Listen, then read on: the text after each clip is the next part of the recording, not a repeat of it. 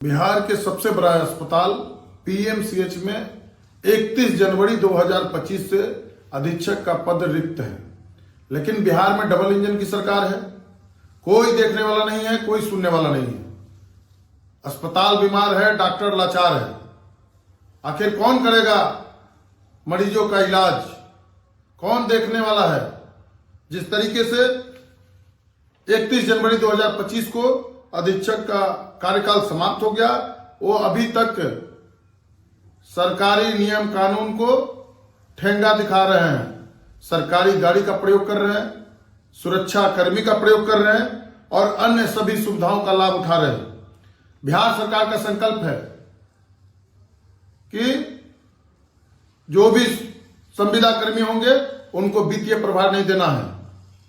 लेखा जोखा में काफी गड़बड़ी हुआ पीएमसीएच के अंदर। आयुष्मान के तहत जो दवा खरीद की गई उसमें करोड़ों करोड़ रुपए का लूट खसोट हुआ। कई मामला जो है लंबित है उनके ऊपर। जो निवर्तमान अधीक्षक हैं वो आखिर चार्ज क्यों नहीं देना चाहते? किस आदेश का इंतजार कर रहे हैं वो?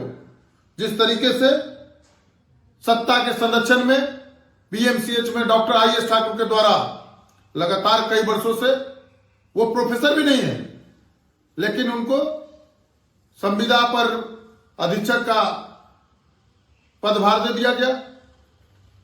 आप देख लीजिए कि जिस तरीके से दवा घोटाला में उनका नाम आया, वो जब से अधीक्षक बने हैं लाखों लाख रुपए का हर महीने सुरक्षा कर्मी का जो वेतन जाता है उसमें उनको मोटा रकम जा रहा है। 31/1/2025 से आज दिनांक 4/2/25 तक कितने मरीजों का आयुष्मान के से लाभ मिला? आयुष्मान के इंडेक्स पर जो है वो किसका साइन हो रहा है? ये सरकार को जवाब देना चाहिए। रोगी कल्याण समिति के द्वारा दी जाने वाली सुविधा और चेक पर साइन किसका हुआ? इसका जवाब सरकार को देना चाहिए। पीएमसीएच में जब रेगुलर प्रोफेसर उपलब्ध हैं तो आखिर उनको क्यों नहीं अधीक्षक का पदभार दिया जा रहा है? अधीक्षक को अपना चार्ज किसी अन्य प्रोफेसर को देने में आखिर दिक्कत क्या है? आखिर किस चीज का इंतजार किया जा रहा है? इस तरीके से इतना संविधान विस्तार में गलत हुआ है। आज 5 दिन बीत जाने के बाद भी जो बिहार का सबसे बड़ा अस्पताल है पीएमसीएच, सवाल उठता है कि आखिर सरकार क्यों नहीं उसके लिए कोई भी दूसरे व्यक्ति का चयन कर रहा है। 5 दिनों में गरीब मरीजों के लिए आयुष्मान के तहत दवा खरीद होती है, वह अधीक्षक के हस्ताक्षर से प्रतिदिन किया जाता है, लेकिन आज दवा खरीद नहीं हो रहा है। अभी तक दर्जनों शिकायतें जो है वो सरकार के पास गया है लेकिन उस पर कोई कार्रवाई नहीं हो रही है। कई मरीजों का मृत्यु हो गया, इसके लिए दोषी कौन है? आखिर दवा खरीद के लिए आयुष्मान के तहत जो प्रतिदिन कार्य होता है नियमित रूप से वो कार्य नहीं हो रहा है अधीक्षक के उपलब्ध नहीं होने के कारण। सरकार का जो एक पत्र है 141 पत्रांक है 29/1/2025 को निदेशक प्रमुख स्वास्थ्य विभाग डॉक्टर प्रमोद कुमार सिंह के द्वारा निर्गत किया गया है। पीएमसीएच के अंदर चतुर्थ वर्गीय कर्मियों का जो है उम्र सेवा पुस्तिका में बढ़ा दिया गया है। लाखों लाख रुपया लेकर करके और चतुर्थ वर्गीय कर्मचारियों का जो है वो सेवा पुस्तिका में उम्र बढ़ा दिया गया।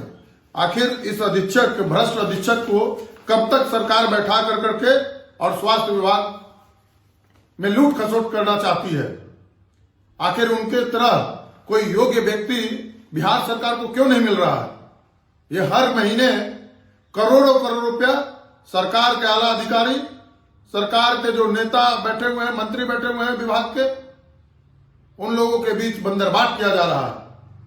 मैं माननीय मुख्यमंत्री जी से आग्रह करूंगा कि बिहार के सबसे बड़े अस्पताल पीएमसीएच में जल्द से जल्द अधीक्षक का जो पद रिक्त है उसको भरने का काम करे और कई सारे योग्य चिकित्सक जो है, प्रोफेसर हैं, वो पीएमसीएच के अंदर मौजूद हैं, उनमें से चयन करे, न कि संविदा पर दे कर करके और लूट खसोट कराने का काम करे।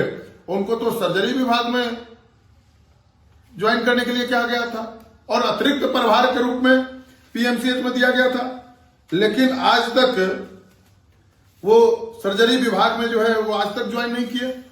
जिस तरीके से 28 जनवरी 2024 को उनका कार्यकाल समाप्त होने के बाद महागठबंधन की सरकार जैसे ही समाप्त होती है, रात के अंधेरे में फाइल मंगा करके और मुख्यमंत्री जी के आदेशानुसार पुनः डॉक्टर आईएस ठाकुर को 28 जनवरी 2024 को 1 साल के लिए संविदा पर रख लिया गया था। लेकिन उनका जो कार्य प्रणाली किया गया था कि उनको मूल जो डिपार्टमेंट है सर्जरी विभाग में उनको दिया गया था और अतिरिक्त प्रभार में अधीक्षक का पद दिया गया। लेकिन आज तक वो सर्जरी विभाग में ज्वाइन नहीं किए और अतिरिक्त प्रभार वाले पद पर बैठ करके और लूट खसोट लगातार जारी किए हुए हैं। आज 5 दिन बीत जाने के बाद भी सरकार जो है अचेता अवस्था में है। मुख्यमंत्री बीमार हो चुके हैं, लाचार हो चुके हैं।